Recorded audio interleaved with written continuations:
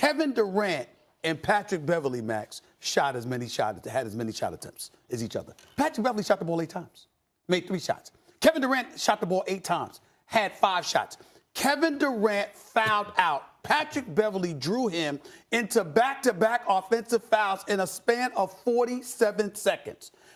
Max, I apologize to you, sir. I don't even want to have no discussions about Kevin Durant being the best player in the game. I don't even want to have it. I apologize, Max, okay? Because here's the problem. I think that Kevin Durant's skill is all world. I think this dude is a scoring machine, has the potential to pass Kareem Abdul-Jabbar. But Patrick Beverley would not have been able to do that to LeBron James because LeBron James is 260 pounds. The fact that Kevin Durant is skinny is really showing himself because Patrick Beverley looks stronger. Although he's shorter, he looks stronger. And it's causing them problems.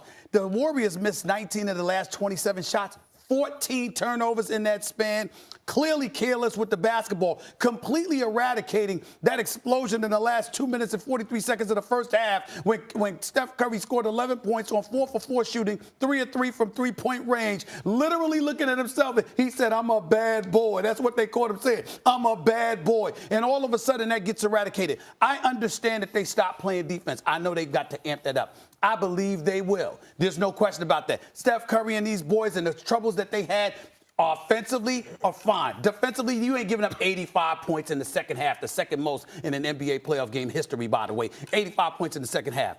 But in the end, all of that pales in comparison to the concern that should be about Kevin Durant. I have no doubt that he'll make up for it because he's Kevin Durant. But there is no excuse for him to be defended by a dude about 9 to 10 inches shorter than him, who's no all-star, even though, again, he's a Hall of Fame pest. That is Patrick Beverley. For this to be happening to Kevin Durant, particularly as he approaches free agency, it's just not a good look. I understand the criticism of KD, and KD's got to be sitting there like, yo, what do I have to do? Because everyone feels like there's something missing. KD should be the best player who ever lived, really. When you think about his height, the fact he can shoot from range, put it on the floor, sees the floor well, willing passer, can finish at the rim, can shoot free throws, can defend like 5 positions, switch on, like always makes the right basketball play. You think, well, he should be the best player ever. And he's not. He's only one of the best players ever. And no one really, he's not a top 5 guy or something like that, though his talent says he should be. So I get what you're saying. But what concerns me most is Steph Curry. And I'll tell you why. I will never forget Game 7, finals. 73-win Warriors team against LeBron James, Cleveland Cavaliers.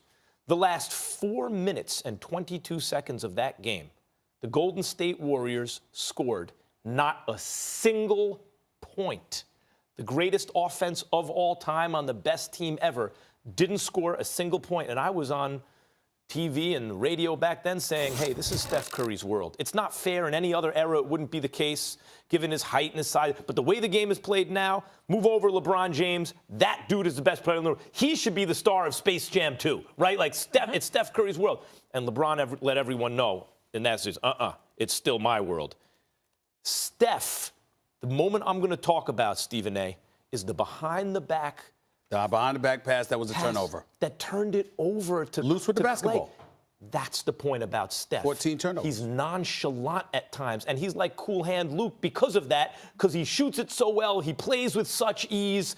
He's such a great player. It's unbelievable. But there's nonchalance in the moment of truth. And Stephen A., his 4th foul is what turned that game around in the 3rd quarter. And I know Kevin Durant turned the ball over 9 times, which is incredible. He's like a team's worth of turnovers in one guy. Yeah, more turnovers than shot attempts. But I'm telling you right now, the issue for me with the Warriors, what would be their undoing in these plays, is if Steph Curry gets nonchalant. I want to say a word about Patrick Beverley. Sure. This is Paul Hembekides, the researcher from Get Up. Patrick Beverley, when he defended Steph Curry, Klay Thompson, Draymond Green, Kevin Durant. Think about that. The 4 biggest names on the Warriors, right? Last night, they were a combined total of 2 for 7 from the field, shooting from an average distance of 20 feet, with 1 assist and 5 turnovers. it's not just KD he was all over. It was everyone. You see why people in Philadelphia are like, how did we not get Patrick Beverley in that deal? This dude, you said you have on any team ever, that's the guy you want on your team. Unbelievable defense from Patrick Beverley. You mentioned the fact that KD shouldn't be bothered by him because of the size, whatever. The only reason I think is because the offensive player has the advantage over the defensive player. But Patrick Beverley can do that to anyone. Well, I'm going to say something that you will absolutely, positively not disagree with. And that is this to the Philadelphia fans everywhere. You didn't get Patrick Beverley because Jerry West is in L.A. and he knew not to give up Patrick Beverley. Very, very, very simple, by the way, because Tobias Harris can ball. He was their leading scorer. And obviously, you're giving up enough by giving up him. That was the mentality. But Jerry West wasn't going to let Lawrence Frank and those boys give up Patrick Beverley. That's number one. Number two, I don't look at Steph Curry that way. I look at Steph Curry and them collectively.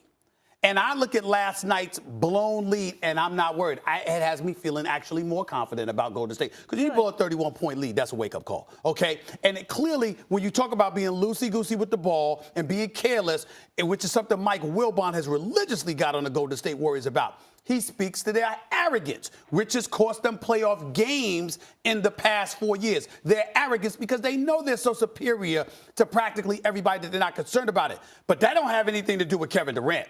Arrogance is not what did this to Kevin Durant. Arrogance may have done that to Steph Curry. Arrogance may have done that to Klay Thompson. A little arrogance might have done it to Draymond Green and others, okay? Injury did that to DeMarcus Cousins, wishing him nothing but the best, even though he ain't the nicest guy in the world. Damn, he doesn't deserve that. I wish he was healthy. But the bottom line is this. When it comes to KD, that wasn't arrogance. That was Patrick Beverley. And when you got a little, when you got a dude that's miniature, that's all up in you. All right. There's a problem.